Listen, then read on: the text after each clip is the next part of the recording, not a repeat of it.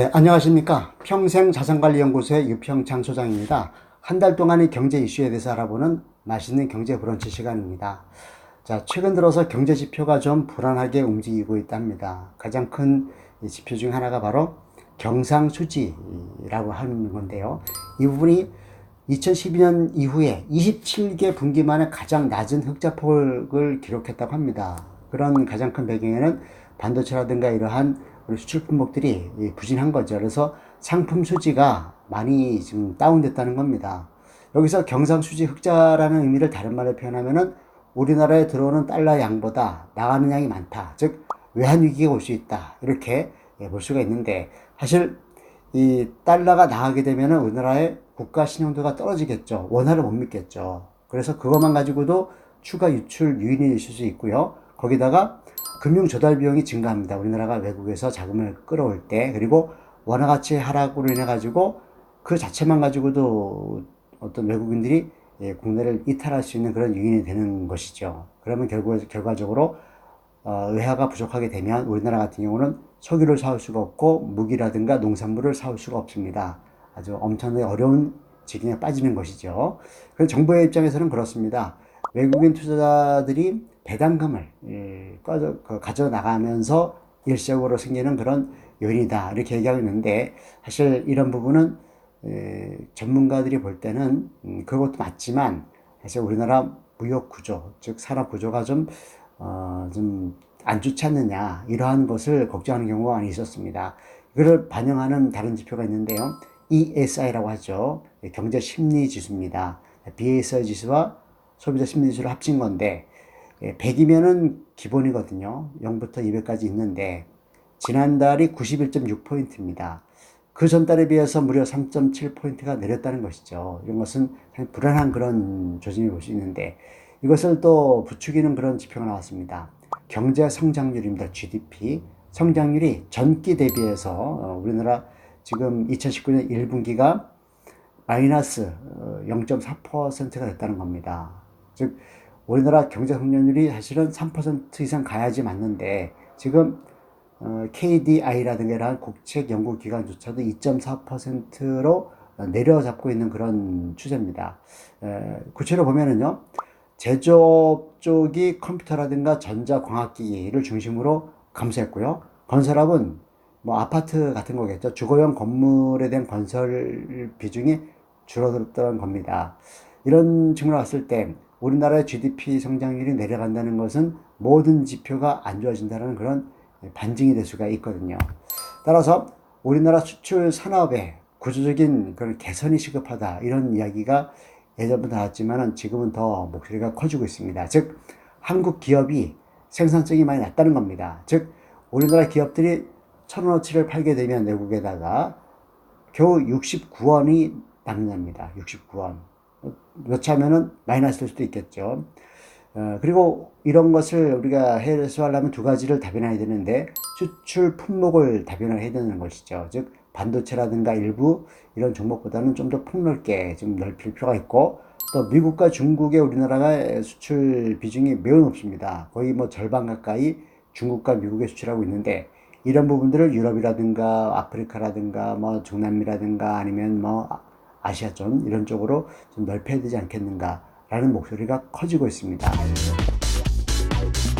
그럼 7대 경제지표로 살펴보겠습니다. 소비자 물가 상승률이 무려 5개월째 0%대, 즉 지난달에 0.7%가 올랐습니다. 전년 동월 대비해서. 즉 한국은행에서는 2%를 관리하겠다라고 하는데, 2%를 기준으로 거기 훨씬 못 미치는 0.7% 정도에서 움직이고 있기 때문에 우리나라 경제가 활기가 없다, 이렇게 볼 수가 있겠고요.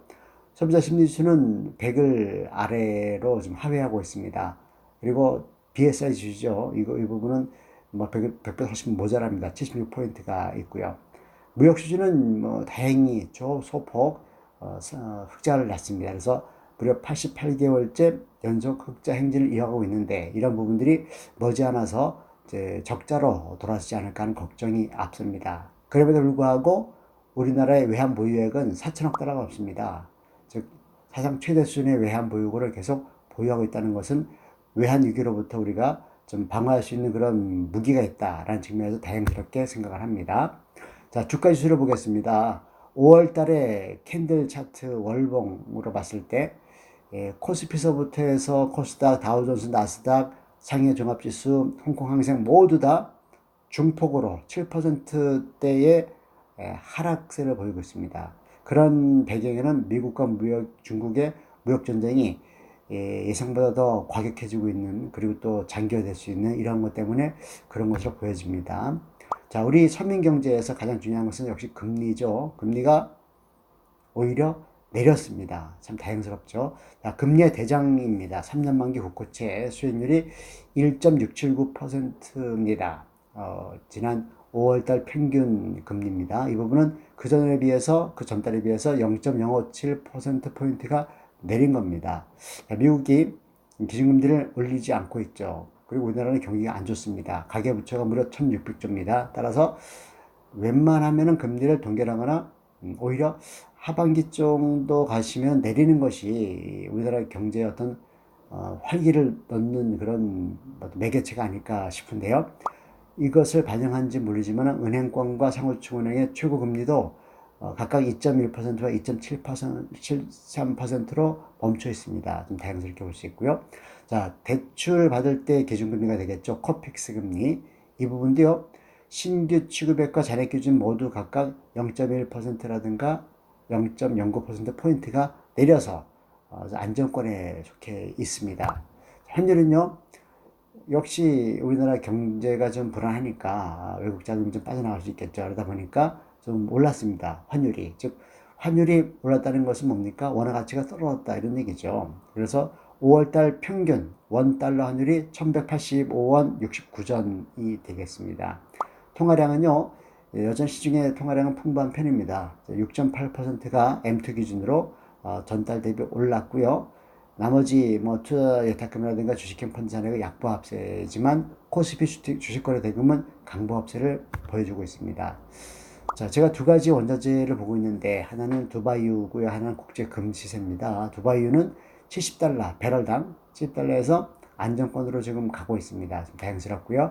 국제 금시세는 소폭 내렸습니다. 그러나 온스당 즉 28.35g당 1283원 정도, 1283달러 정도를 보이고 있습니다.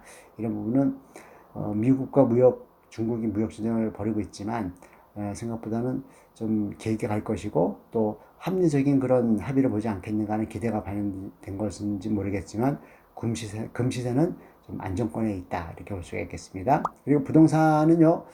매매가격 지수라든가 전세가격 지수가 여전히 마이너스 트렌드를 보이고 있습니다. 이런 부분들이 전국적인 거거든요. 물론 서울과 일부 수도권의 핫한 지역은 계속 매매가격 중심으로 오르고 있지만 그 외 지역은 좀 하향 안정화되고 있는 그런 모습을 보이고 있는데 언제든지 아파트 가격이라든가 주택 가격은 불안정할 수 있다라는 측면에서 우리 고객분 상담하실 때 가장 큰 자산이죠. 부동산. 이런 부분을 좀 유념해서 금리와 연계해 가지고 좀 잘 상담해 주시기 바라고, 특히 이 부동산은 항상 오르고 내리고 반복할 수가 있는데 팔아야 돈 되는 거죠. 하지만 우리 연금 상품이라든가 기타 보장성 상품 이런 부분들은 필요할 때 쓸 수 있는 그런 보장 자산이기 때문에 우선적으로 어쩌면 제가 볼 땐 집 장만보다 우선적으로 보장 플랜을 세워야 되고 또 집만큼이나 오래 우리가 생존할 수가 있겠죠. 100세 시대이기 때문에 그런 커버 하려면은 연금 상품이 필요하다고 봅니다. 따라서 이번 달에도 성공적인 자산 가이드 컨설팅 하시기 바라겠습니다. 네, 수고하셨습니다.